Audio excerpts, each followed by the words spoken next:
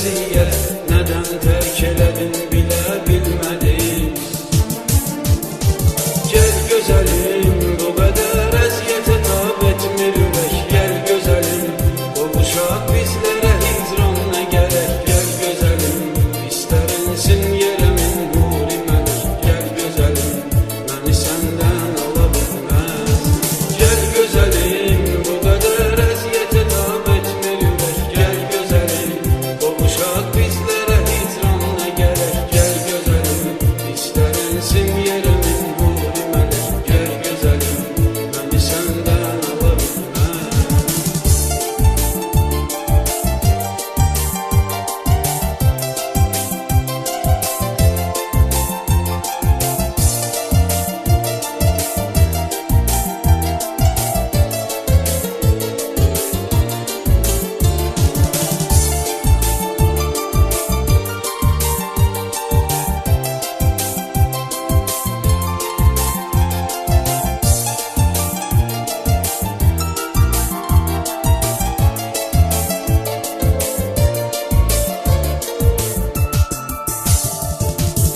Görüşüydü dayanıb əl-ələ, dedin ayrılaq, dedim olmaz belə.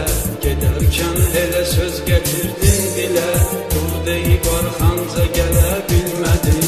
Mənim qədər çəkən qəm, kədər yox, qəmim qəm üstündən gəlir qədər yox. Qəlbimə həmdən mənə bir nəfər yox, dərdimi kimsə ilə bölə bilmədim. Gəl gözəlim, bu qədər əziyyətə tab etmir ürək. Gəl gözəlim, qovuşaq bizlərə hicran nə gərək. Gəl gözəlim, istərinsin yerəmin nuri mələk. Gəl gözəlim, məni səndən ala bilməz. Gəl gözəlim, Gözəlim, mən hər dəfə düşünəndə sənlə keçən günlərimi alışıram.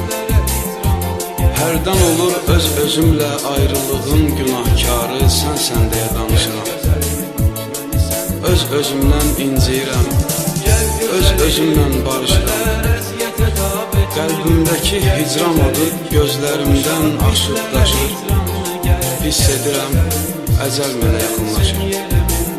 Hiss edirəm, əcəl mənə yaxınlaşır. gəl gözəlim, bu qədər əziyyətə tab etmir ürək. Gəl gözəlim, qovuşaq bizlərə hicran